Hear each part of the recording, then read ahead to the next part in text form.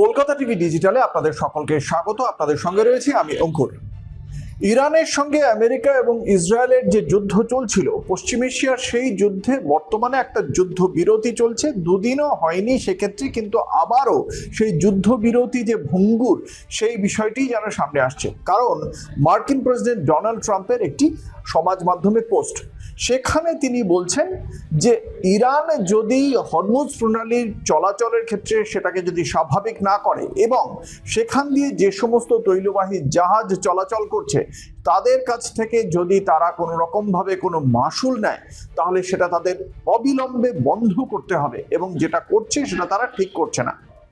যেটা জানতে পারা যাচ্ছিল যে ইরানের কাছে এই যে যুদ্ধবিরতি, সেই যুদ্ধবিরতির ক্ষেত্রে অন্যতম প্রধান শর্ত চাপানো হয়েছিল যে হরমুজ প্রণালী খুলে দিতে হবে, কারণ এই হরমুজ প্রণালী দিয়েই সারা বিশ্বের যে তেল তার 1/5 বা 20% তেল এই হরমুজ প্রণালী দিয়েই বেরোয়। ফলে সেই হরমুজ প্রণালী তাদের দখলে রেখে দিয়েছিল কার্যত ইরান, এবং কোনো জাহাজ যদি ইরান প্রশাসনের অনুমোদন ব্যতীত সেখান দিয়ে যদি বেরোতে চায়, তাহলে সেই জাহাজে ধ্বংস করে দেওয়া হবে, এমনটাই ঘোষণা করা হয়েছিল, হুঁশিয়ারি দেওয়া হয়েছিল ইরানের পক্ষ থেকে। সেখানেই এই যুদ্ধের বিরতির ক্ষেত্রে প্রধান শর্ত ছিল যে এই হরমুজ প্রণালীতে জাহাজ চলাচল স্বাভাবিক করতে হবে।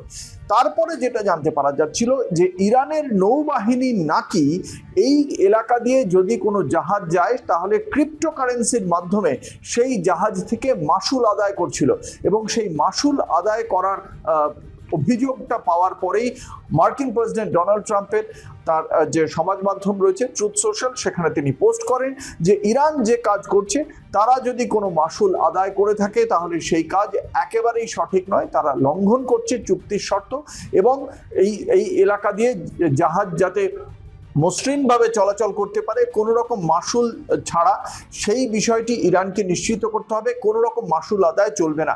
এবং এক্ষেত্রে ট্রাম্পের পক্ষ থেকে একই সঙ্গে এই জায়গায় ইরানকে বড় রকমের হুঁশিয়ারি দেওয়া হয়েছে।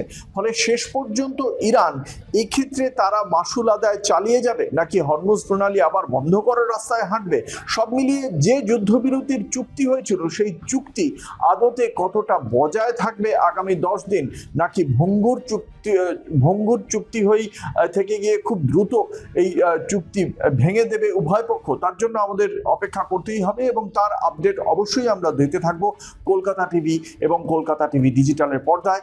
দেখতে থাকুন রাত দিন সাথে।